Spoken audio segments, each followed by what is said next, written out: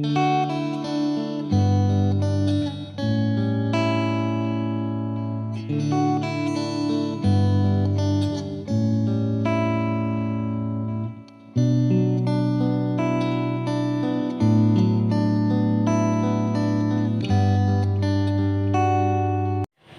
back.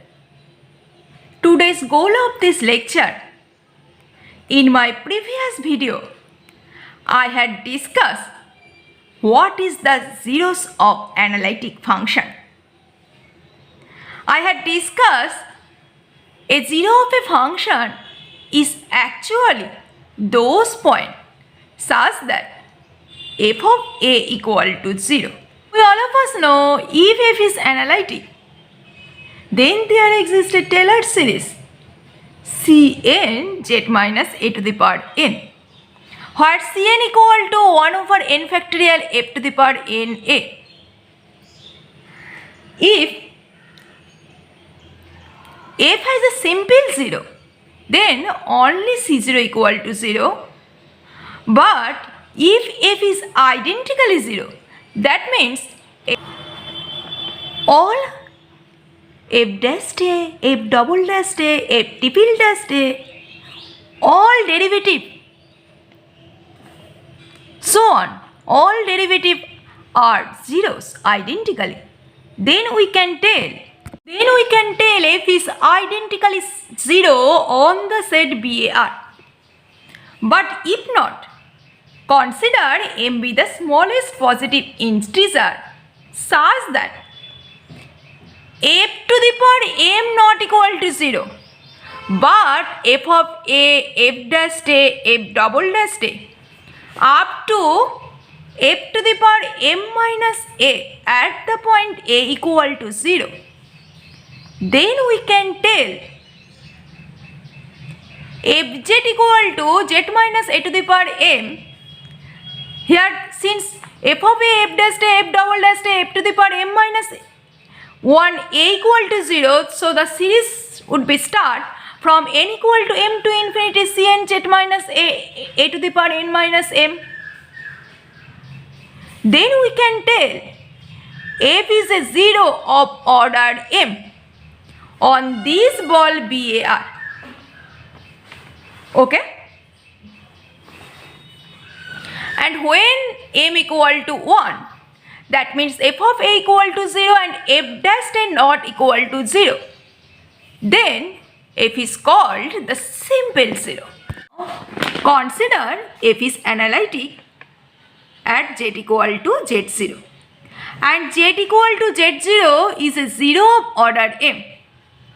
That means since f is analytic at z equal to z0, that means there exists a power series n equal to 0 to infinity a n z minus z0 to the power n, where obviously a n equal to f to the power n a over n factorial. That means fz equal to fz naught plus z minus z naught, f dash z naught plus z minus z naught whole square, f double dash z naught up to z minus z0 to the power m over m factorial f to the power m z naught plus z minus z naught to the power m plus 1 over m plus 1 factorial f to the power m plus 1 z naught, so on. If f is analytic, then we can continue, we can write this type of Taylor series. But since z equal to z0 is 0 of order m, that means this fz0, f dash z0, f double dash z0 up to m minus 1 at the point z0 equal to 0. Because here given z equal to z0 is a 0 of order m. Then we can write this Taylor series as, therefore we can write this Taylor series as, since f z naught, f dash z naught, f m minus 1 z naught equal to 0, then we can write this Taylor series as, it would be start from here. So just common z minus z naught to the power m, then this would be f m z naught over m factorial, then this would be z minus z naught over m plus 1 factorial f to the power m plus 1 z naught, so on. Consider this term be gz naught. So this would be fz equal to z minus z0 to the power m times gz naught, where this gz naught obviously not equal to 0. That means if f is analytic at the point z0 of order m, then we can write fz equal to z minus z naught to the power m gz naught, where obviously this gz naught is not equal to 0. By this above idea, we can arise one nice theorem of zeros of analytic function. A point z equal to z naught is a zero of order m if and only if some neighborhood of z0 f can be expressed as fz equal to z minus z naught to the power m times gz, where obviously this gz is analytic at z naught and gz naught at the point z naught gz naught is not equal to 0. I hope my all viewers have understood, and this is if and only if condition. That means if z equal to z naught be a zero of order m, then we can always write this as fz equal to z minus z naught to the power m gz, where gz is analytic at the point z naught and gz naught is not equal to 0. Okay? OL. In fundamental theorem of algebra, we all of us know polynomial has n0. The zeros in the polynomial is such type. But if we consider one neighborhood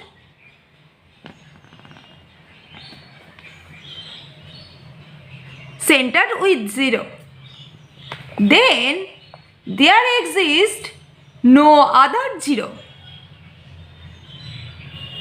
And this is because every zeros of an analytic function is isolated. Every zero of an analytic function is isolated. That means if we draw one neighborhood with center any zeros, then there exists no other 0. Okay? Next, I will see some example about zeros.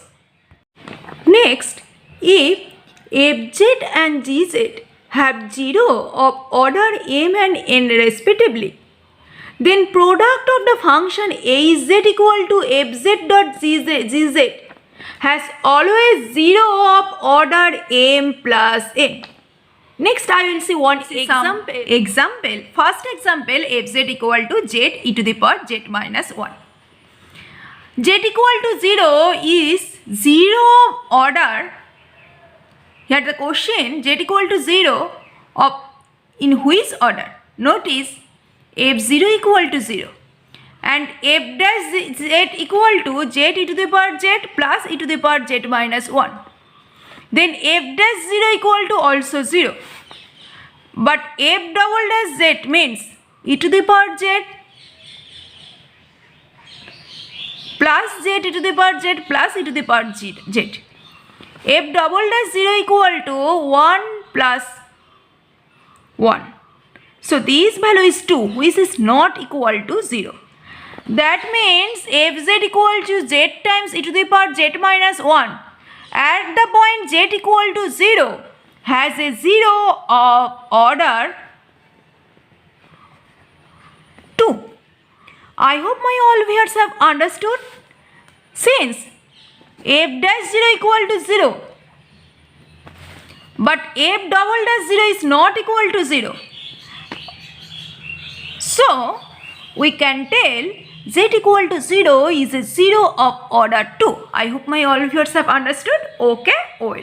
So we all of us know this nice theorem. Few minutes ago I had seen if f has a 0 at the point z0 of order m, then we can write fz equal to z minus z0 to the power m times z0, where gz is analytic at z0 and gz0 is not equal to 0. If we write fz equal to z e to the power z minus 1, then this is equal to z minus 0 e to the power z minus 1. Obviously notice here z0 is equal to 0, but here if it has a 0, then it 0 at the point z0 of order m, then it can be written as such type where gz0 is not equal to 0. If we write it as fz equal to z minus 0 whole square e to the power z minus 1 over z, then gz equal to e to the power z minus 1 over z, and z0 is not equal to 0. So it has a 0 of order 2, and we can write this as this form.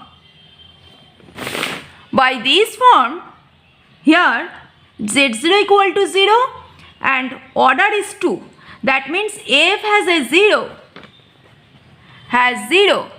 of order 2.